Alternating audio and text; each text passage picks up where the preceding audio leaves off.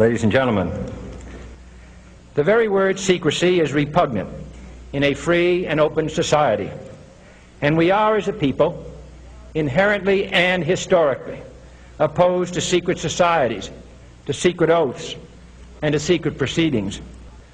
For we are opposed around the world by a monolithic and ruthless conspiracy that relies primarily on covert means for expanding its sphere of influence, on infiltration instead of invasion, on subversion instead of elections, on intimidation instead of free choice. It is a system which has conscripted vast human and material resources into the building of a tightly knit, highly efficient machine that combines military, diplomatic, intelligence, economic, scientific, and political operations. Its preparations are concealed, not published. Its mistakes are buried, not headlined. Its dissenters are silenced, not praised. No expenditure is questioned, no secret is revealed. That is why the Athenian lawmaker Solon decreed it a crime for any citizen to shrink from controversy. I am asking your help in the tremendous task of informing and alerting the American people, confident that with your help, man will be what he was born to be, free and independent.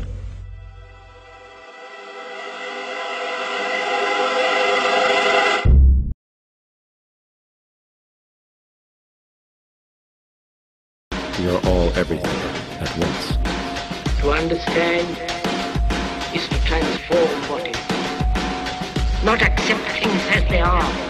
If it's true that we're all from the center of a star, every atom in each of us from the center of the star, then we're all the same thing. And therefore, it's only me out there. So what is there to be afraid of? What is there that needs solace seeking? Nothing. There's nothing to be afraid of because it's all us. The trouble is we have been separated by being born and given a name and an identity and being individuated. We've been separated from the oneness, and that's what religion exploits, that people have this yearning to be part of the overall one again. So they exploit that. They call it God. They say he has ruled. And I think it's cruel. I think you can do it absent religion. The real revolution is the revolution of consciousness.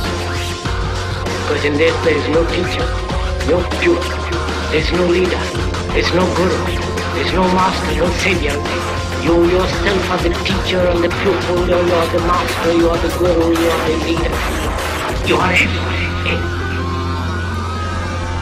Children among those wounded in the latest wave, the civilian death toll in Gaza is rising by the day. It's time that some of us woke up to this reality, to understand that people who try to maintain empires and create empires do it by manipulating the people they're trying to conquer.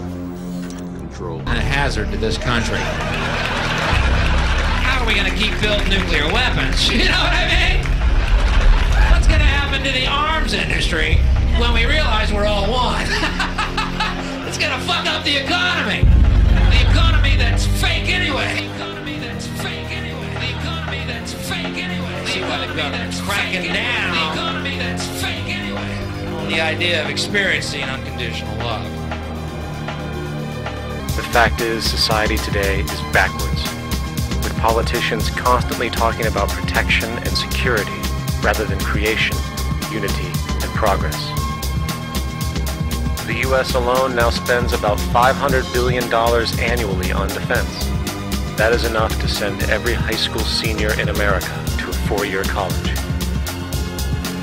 In the 1940s, the Manhattan Project produced the first true weapon of mass destruction.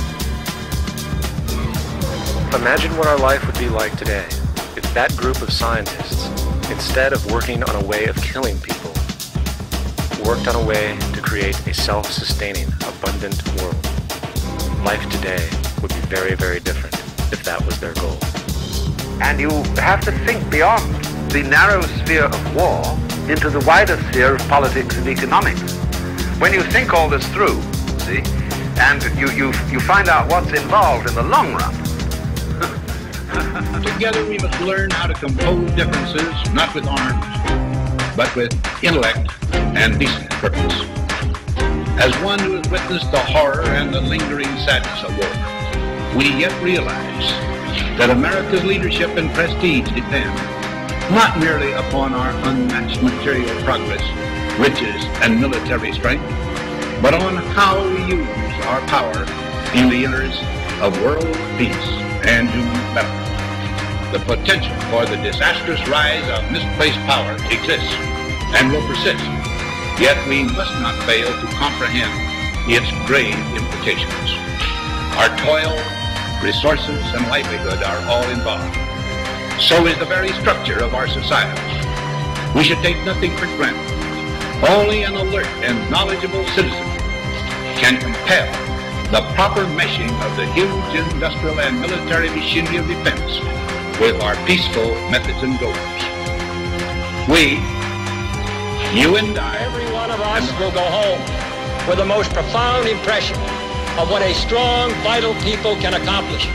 And I think that this journey has illuminated the minds of 180 million people of what a great opportunity and privilege we have to be associated together in our common cause. Denied opportunity shall come to enjoy it to the full. Those who have freedom will understand also its heavy responsibility.